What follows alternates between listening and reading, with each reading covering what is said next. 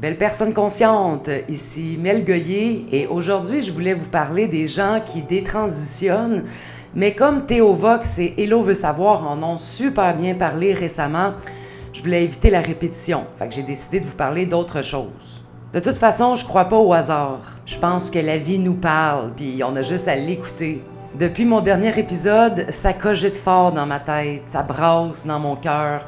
Pour vous dire toute la vérité, je suis un peu tannée de parler de ce qui va mal dans le monde. Puisque je prends congé en décembre, j'aimerais vous laisser sur une autre piste de réflexion, quelque chose de différent. J'aimerais aborder un sujet qui me touche particulièrement, la souffrance des insoumis. La plupart des insoumis du Québec, du moins, sont comme en choc post-traumatique de ce qu'on vit depuis 2020. Puis ça poussait fort en dedans pour vous parler de cette thématique, de cette problématique, de vous offrir ma perception de tout ça, puis peut-être quelques pistes de solutions. Mais avant de commencer, je vous invite à liker cette vidéo, à vous abonner à ma chaîne YouTube si ce n'est pas déjà fait. Je vous le répète, ça fait vraiment une belle différence, ça me permet d'avoir une plus grande portée, donc merci. Alors si vous êtes prêts, voici le 16e épisode de Mel Goyer en liberté.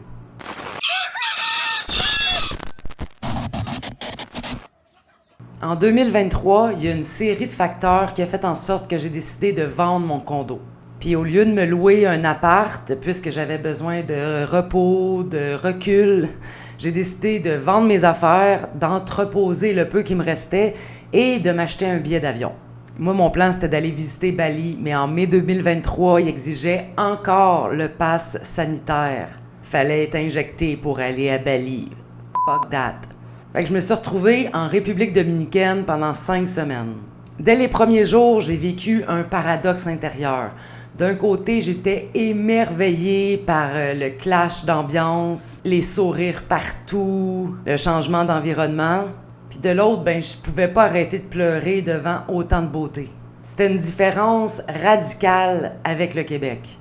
Par exemple, quand j'ai vu des enfants courir sur la plage pour faire voler un cerf-volant, je pouvais pas arrêter de pleurer. J'en revenais pas de penser à mon Québec puis de voir mais comment qu'on a fait pour l'échapper de même? Pour masquer nos petits-enfants, pour en avoir peur comme Laurence Jalbert? Je veux juste pas qu'ils fassent mourir, moi, exemple, de cette maladie-là.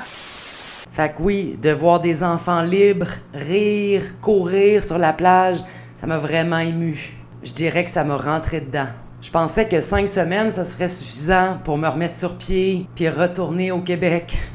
Mais juste l'idée de penser de revenir à Montréal, j'angoissais, là, j'étais pas bien. Fait qu'au lieu de revenir, j'ai acheté un billet d'avion pour me diriger au Costa Rica, aller retrouver une de mes amies Tika et insoumise que je connais depuis bientôt 20 ans, qui était en vacances du côté des Caraïbes. Donc je me suis dit que ça me ferait du bien d'aller la voir, que ça me changerait les idées un peu. Mais je me souviens d'un soir où est-ce qu'on jasait, puis elle me dit, tu sais, Mel, comment dire ça gentiment? C'est comme si t'arrêtais pas de parler de la pandémie. Je pense que t'es en choc post-traumatique. Ça aussi, ça me rentrait dedans.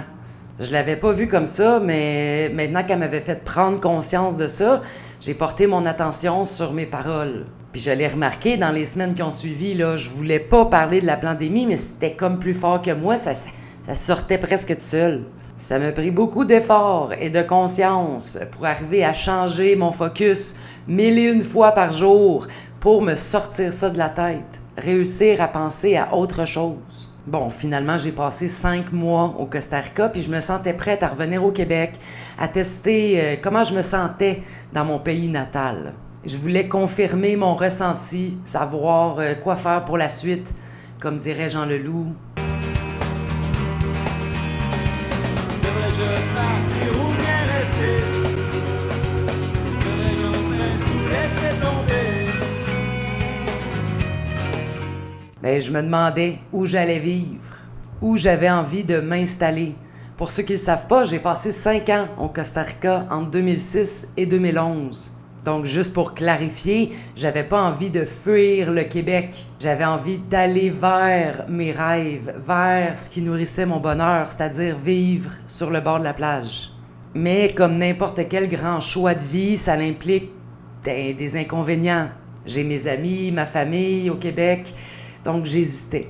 Et c'est en janvier 2024 que je fais ma série de 10 épisodes « Reprendre son pouvoir ». Puis en faisant le montage de cette série-là, la réponse est venue clairement, naturellement. Alors c'est là que j'ai eu la bonne idée d'acheter un terrain via Internet au Guanacaste. Bon, j'avais quand même l'aide de ma chum colombienne qui était sur place, qui est allée voir, qui a filmé, qui m'a envoyé des photos, puis j'ai décidé d'acheter le terrain. Le 14 mars 2024, j'étais dans l'avion en direction de ma nouvelle vie. Depuis, beaucoup de choses sont arrivées. Toutes mes aventures sont répertoriées sur mon site web sous l'onglet Blog Costa Rica. Ça vous intéresse de les lire, là. Puis aujourd'hui, en 2025, je peux dire que je suis vraiment fière et contente de ma décision. Je me sens heureuse, je me sens à ma place. Je dis pas que c'est coulé dans le béton puis que je vais rester ici jusqu'à ma mort, mais pour l'instant, ça me convient. Bon, cette longue introduction, là, dans le fond, c'est pour vous dire que même si ça prend du temps, même s'il y a toutes sortes de défis sur le chemin, je me suis guérie. Guérie de mon choc post-traumatique. Et à mon avis, la guérison est non seulement souhaitable, elle est vraiment nécessaire pour notre évolution. Depuis octobre 2024, je loue une petite maison, parce que j'ai 2 maisons sur mon terrain, j'habite dans l'une et je loue l'autre. Et il y a plusieurs Québécois qui viennent, qui expérimenter le trip de la campagne à Tamarindo. Et sans jugement, j'observe que les Québécois arrivent au Costa Rica comme je suis arrivée en République dominicaine. C'est-à-dire avec une écœurantite aiguë du Québec, un trop-plein de tout ce qui va mal, puis une envie maladive presque d'en parler tout le temps. Ils sont ici au Costa Rica, là, puis tout ce qu'ils pensent, là, c'est tout ce qui va mal au Québec. Tout ce qu'ils ont envie de parler, c'est de tout ce qui va mal au Québec. Puis je dis sans jugement parce que je me reconnais en eux. Je comprends le traumatisme. Il y a des insoumis partout sur la planète, mais on va se dire les vraies affaires. Au Québec, on l'a eu un petit peu particulier, hein? Il n'y a aucun média qui a laissé la parole à des gens qui allaient à l'encontre du narratif dominant. Tous les médias nous rabaissaient, nous humiliaient, nous invitaient le reste de la population à couper les liens avec nous. C'était vraiment trash qu'est-ce qu'on vivait. Qui ne se souvient pas des propos de Mario Dumont? Si c'est votre frère, votre beau-frère, quitte à couper les liens dans la famille, barrez-le sur Twitter, barrez-le sur Facebook, ou soyez gentil et avertissez-le de dire, regarde, consulte, fais-toi soigner, vous êtes calme. Puis au niveau politique, contre les abus gouvernementaux de Legault, il y avait comme pas d'opposition non plus, là. Tout le monde semblait bien d'accord. La majorité des artistes faisaient la promotion des masques, des vaccins, ceux qu'on entendait du moins sur les plateaux de tournage, là, ils étaient tous soumis, là, aussi aplatis que la courbe COVID. Quand on l'aplatit, hein? Moi, j'espérais qu'une personnalité connue se lève, se manifeste, mais finalement, oublie ça, là, se sont tous raplatis. Donc, plusieurs insoumis se sont retrouvés complètement isolés, rejetés et trahis. Ce qu'on a vécu au Québec, ça laisse des traces profondes dans l'âme. Puis en 2025, on se fait dire « Reviens-en, là! C'est fini la pandémie! Passe à un autre sujet, là, tu radotes! Décroche! » Mais c'est pas évident de simplement tourner la page. On peut comme pas faire comme si de rien n'était. Nos cicatrices sont encore à vif. Puis en psychologie, on dit que oui, l'événement peut être traumatisant, mais le pire, c'est le manque de reconnaissance après. Mais avez-vous entendu quelqu'un s'excuser? Ben non, on est tous encore des coucous puis des complotistes dans leur tête. Il y a plusieurs insoumis qui portent une grande tristesse, une colère contre le système, une peur face à l'avenir. La tristesse, la colère et la peur au quotidien. Comme le système nerveux, là, il est sous tension là, constamment. La joie de vivre, elle a crissé le camp. Mais ça peut pas continuer comme ça, gang. Vous le savez que le monde dans lequel on vit, il est malade. Vous savez aussi, comme le disait Krishnamurti, que c'est pas un signe de bonne santé mentale que d'être bien adapté à une société malade. Vous le savez. Alors, la question qui tue.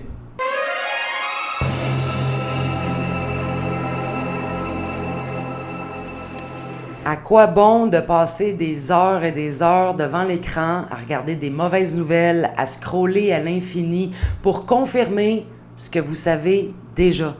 Ça vous apporte quoi de scroller pour regarder toutes les mauvaises nouvelles? Ça vous donne quoi d'être au courant de tout ce qui va mal dans le monde? Vous gagnez quoi d'être au courant de toute la merde? Vous le savez déjà que c'est de la merde. Là, je vous dis pas de mettre votre tête dans le sable ou de porter vos petites lunettes roses. C'est pas ça mon message. Mais j'ai plutôt envie de vous lancer une invitation. Celle d'ouvrir votre cœur, même juste un petit peu, pour faire de la place pour la guérison. C'est parce que ça presse, là. Ça va pas bien, là, chez les insoumis. Il y a beaucoup trop de souffrance. Puis tout le monde mérite de vivre une vie épanouissante. Il y a Hippocrate qui disait « Avant de vouloir guérir quelqu'un, demandez-lui s'il est prêt à supprimer les choses qui le rendent malade. » On peut pas changer le passé. Ce qui est fait, c'est fait. Ça a eu lieu, puis ça changera pas. Mais on peut manifester un avenir différent en commençant par le construire maintenant. Il y a une petite BD que j'aime bien avec deux petits bonhommes. Il y en a un qui est en train de jouer dans terre, puis l'autre qui est planté debout à côté. Puis ils jasent ensemble. Celui qui est debout, il dit « Les problèmes s'accumulent. Ah, je sais plus où donner de la tête.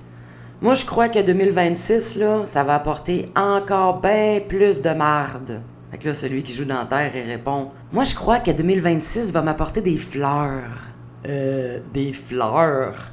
Mais qu'est-ce qui te fait dire ça? C'est parce que j'en sème en ce moment. C'est une métaphore, hein? Je vous dis pas d'aller semer des fleurs, mais semer du positif dans votre vie.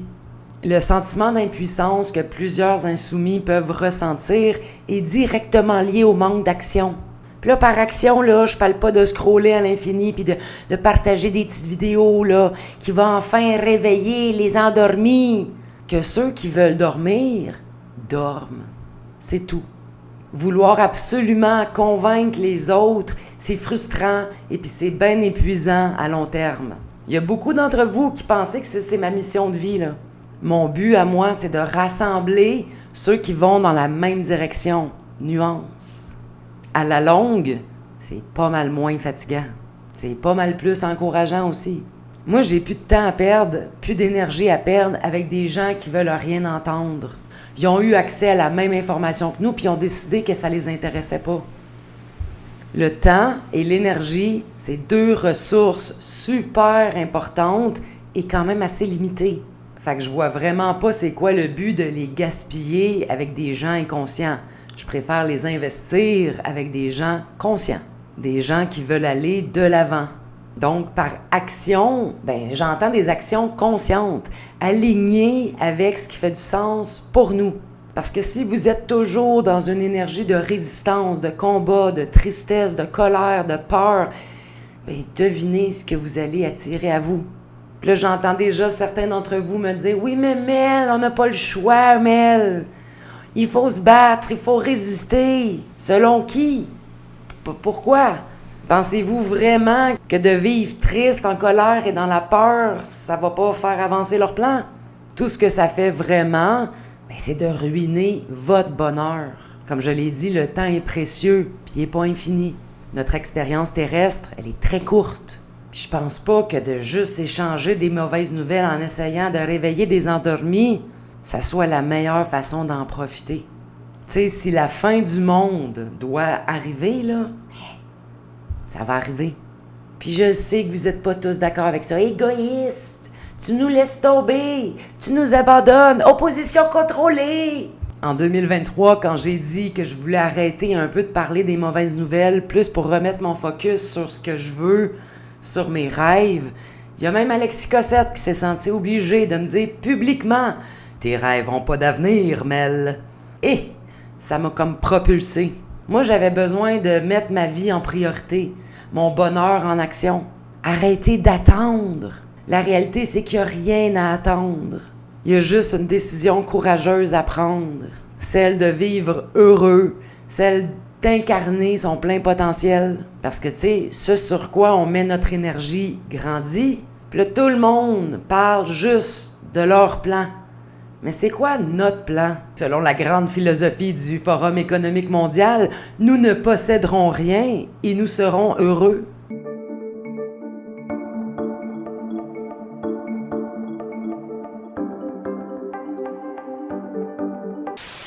Ben moi, je me suis juste demandé, ça fait-tu du sens pour moi, ça? Non? OK? Qu'est-ce que tu veux à la place? Fait que j'ai fait cette image-là pour contrecarrer l'énergie de l'agenda 2030. Mon agenda 2030. Nous posséderons un lopin de terre et un beau jardin et nous serons heureux. Ben en 2025, guess what? Je possède un petit lopin de terre, j'ai un beau jardin et je suis heureuse. Pis c'est faux de croire qu'on doit absolument quitter le Québec là, pour trouver son bonheur. C'est sûr, ça l'aide, mais c'est pas la seule façon de faire. Vous avez juste à avoir le désir d'être heureux puis d'agir en conséquence. Donc pour moi, la solution est claire, là, c'est de commencer maintenant à cultiver la lumière, ce qui est positif, ce qui vous fait sentir bien. Oui, je sais qu'il y a beaucoup de choses qui vont mal, mais ça, on le sait. Il en existe encore de la beauté dans le monde. Et je vais faire une petite analogie que je trouve bien belle. Le nénuphar, il ne pousse pas dans le marbre, il pousse dans la boue. Il y a plein d'opportunités à saisir à travers la crise qu'on a traversée, puis qu'on traverse encore, là. Donc, c'est de choisir de mettre son attention sur le nénuphar plutôt que sur la boue. Et de comprendre que c'est grâce à la boue que le nénuphar a pu naître. C'est beaucoup de philosophie tout ça, je sais. Mais ça fait du sens pour moi. Je sais pas si ça en fait pour toi, là. Tu peux me le dire en commentaire si t'es fâché, là. Là, je suis pas en train de dire qu'on doit absolument tout arrêter, de pas être au courant de rien, fermer son ordinateur pour toujours, ne plus se mobiliser. C'est pas ça que je suis en train de dire. Je pense juste que c'est urgent que les insoumis trouvent un équilibre entre le désir d'être au courant et le désir d'être heureux. Je vais vous laisser entendre les sages paroles de Robert Coudray qui parle du bonheur. Aujourd'hui, a priori, tu te dis mais qu'est-ce qu'il reste à inventer? Et aujourd'hui, il reste à inventer une société à l'image de l'harmonie de l'homme. C'est qu'à un moment donné, il n'y a plus de perspective. Et bien la perspective, il faut l'inventer.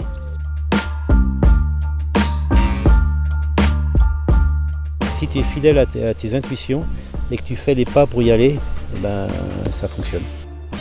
J'avais vraiment envie de changer le monde, mais au début je le faisais en faisant du militantisme, machin, et en fait je me suis rendu compte que c'était pas ça. Mon travail c'était moi, écouter, j'étais à l'intérieurement, là où j'avais l'élan, et c'est à partir de là que par-dessus le marché ça change les choses en fait. Et ça c'est fondamental, c'est-à-dire que c'est pas en faisant des efforts qu'on va changer les choses, c'est en étant à sa place. Je suis plutôt à l'écoute de ce que la vie veut pour moi, et du coup je lui dis oui, et du coup les solutions arrivent en fait. Et il y a comme une interaction, un langage, un dialogue entre les deux, entre moi et plus que moi, qui fait que les choses adviennent. Et ça arrive très, très souvent en fait. Plus tu es dans ton axe, plus ça arrive en fait. Il y a 5-6 ans dans ta vie où tu es émerveillé. Après, tu te formates pendant 15 ans avec les écoles, service militaire à l'époque. Et puis j'ai mis 20 années ensuite à essayer de trouver ma place, machin, et me déformater. Faire un travail sur moi, et puis de 40 à 60, ça y est, commencé à porter du fruit. Dans tout ce parcours, il faut dire plein de noms à le regard des autres, à le regard qu'on a sur soi-même, au manque de confiance, au désir de la société sur moi, et à un moment donné, c'est se dresser avec toutes ces choses qui sont là, des impossibles en face, des barrières en face, et c'est à moi de me dresser, c'est à chacun de se dresser. Fait qu'une autre question bien importante, qu'est-ce que tu fais pour nourrir ton bonheur? C'est quoi les actions que tu as fait aujourd'hui pour mettre tes rêves en mouvement? 4 questions de Pierrot. Quel est ton rêve? Bon, déjà, là, si tu réussis à répondre à la première question, c'est pas pire. C'est quoi ton rêve? Mettons que tu me réponds ça. Je dis pas.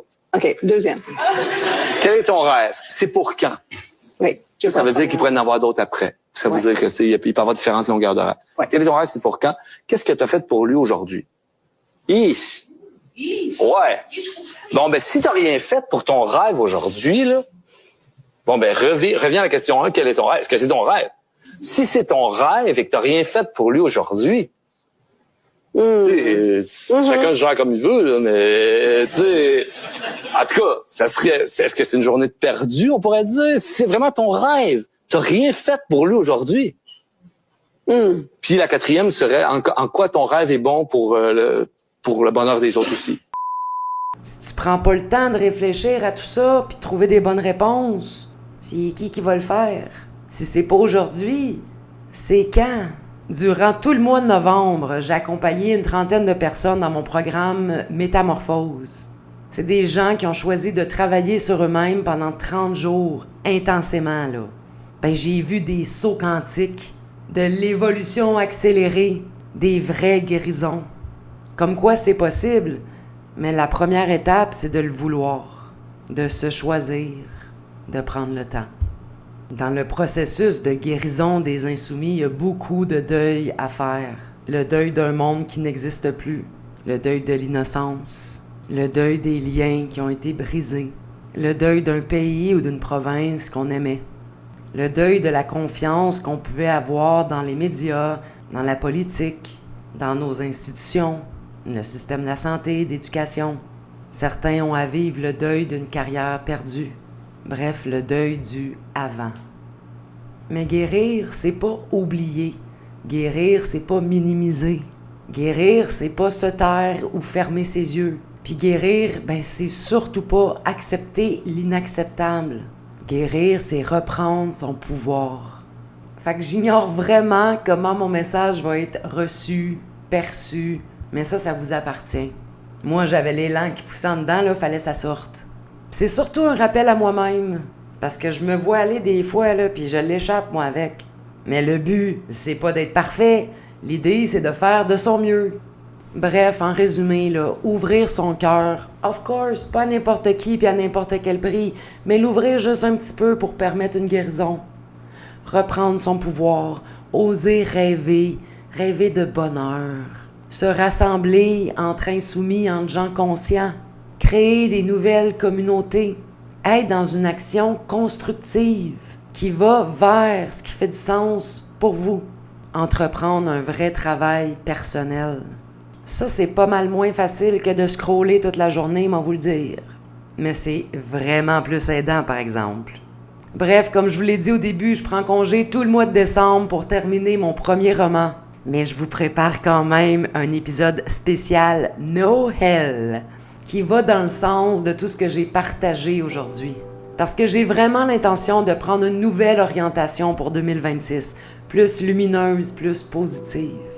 Donc, si ce message vous parle, si vous avez aimé ce contenu, ben merci de le soutenir de différentes façons, soit en likant, en vous abonnant à ma chaîne YouTube, en partageant bien sûr, ou en commentant, en me laissant un commentaire respectueux, même si vous n'êtes pas d'accord avec ce que je dis. Vous pouvez aussi me suivre sur Facebook et sur X, puis je vais essayer de poster des affaires positives, parce que ça existe encore. Et si votre budget le permet et que le cœur vous en dit, vous pouvez faire un don de deux façons, soit par Interac, soit par Stripe, qui est une alternative à PayPal. J'ai mis tous les liens dans la description. Donc, en attendant l'épisode 17, l'épisode spécial, votre cadeau de Noël, je vous remercie d'être là. Merci pour votre écoute, pour le temps précieux que vous m'avez offert aujourd'hui. Je suis vraiment reconnaissante. Donc, je vous envoie plein d'amour. À bientôt. Mouah.